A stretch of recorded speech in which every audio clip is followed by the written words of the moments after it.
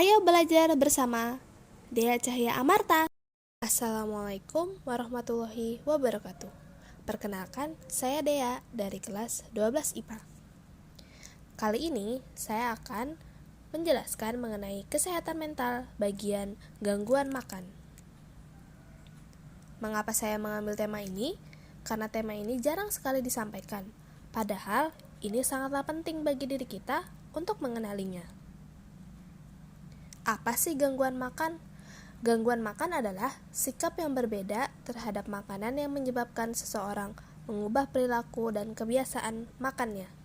Hal ini dapat menjadi kondisi serius yang berdampak negatif bagi kesehatan, emosi, dan kemampuan seseorang dalam berbagai area kehidupan yang penting. Meskipun namanya gangguan makan, tapi gangguan ini sebenarnya lebih dari sekedar makanan. Gangguan makan adalah kondisi kesehatan mental yang kompleks yang seringkali membutuhkan intervensi dari ahli medis dan psikologis untuk mengubah arah mereka. Gangguan ini tercatat dalam Manual Diagnostik dan Statistik Gangguan Mental American Psychiatric Association edisi kelima. Penyebab gangguan makan ada beberapa hal, antara lain tekanan masyarakat. Kesuksesan dan nilai seseorang sering disalahartikan dengan tubuh yang ramping.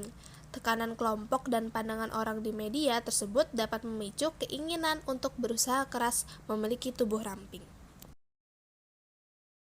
Beberapa orang memiliki gen yang dapat memicu perkembangan gangguan makan. Seseorang yang memiliki orang tua atau saudara kandung yang mengidap gangguan makan cenderung berisiko mengalaminya juga. Masalah emosi dan psikologi. Pengidap gangguan makan biasanya memiliki masalah emosi dan psikologi yang memicu mereka mengalami kondisi ini.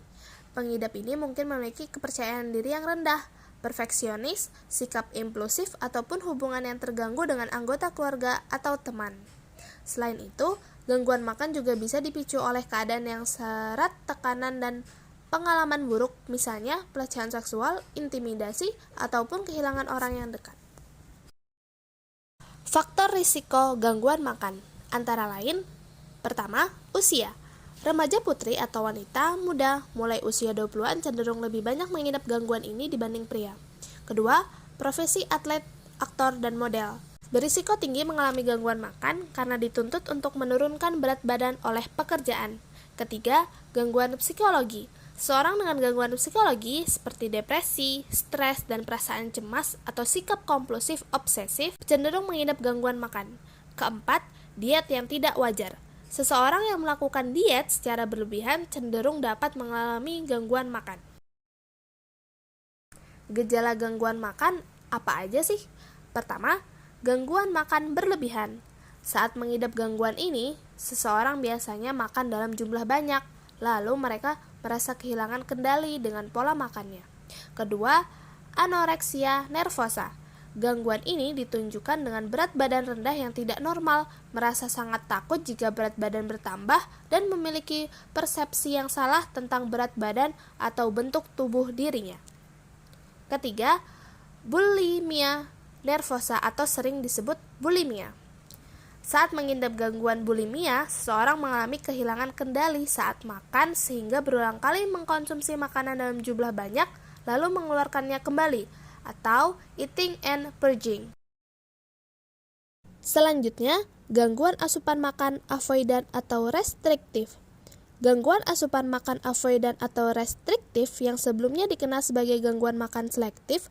Kondisi ini terjadi ketika seseorang membatasi jumlah atau jenis makanan yang ia konsumsi. Berbeda dari anoreksia nervosa, orang dengan AFRID tidak memiliki citra tubuh yang terdistorsi atau ketakutan berlebihan terhadap kenaikan berat badan. Gangguan makan ini paling sering terjadi pada masa kanak-kanak pertengahan. Pengobatan dan efek samping. Pengobatan untuk gangguan ini yang utama adalah psikoterapi atau disebut juga terapi bicara. Untuk menggantikan kebiasaan tidak sehat menjadi lebih sehat, salah satunya adalah terapi perilaku kognitif atau cognitive behavioral therapy. Setelah itu, juga dilakukan terapi pola makan untuk membantu seseorang memperoleh kembali dan mempertahankan pola makan yang sehat. Terapi ini dilakukan oleh ahli gizi dan dokter. terutama untuk pasien dengan berat badan yang kurang akibat gangguan makan. Mungkin cukup di sini penjelasan saya mengenai kesehatan mental bagian gangguan makan. Terima kasih sudah menonton hingga akhir. Mohon maaf jika ada salah kata dari saya. Semoga penjelasan ini bermanfaat ya. Wassalamualaikum warahmatullahi wabarakatuh.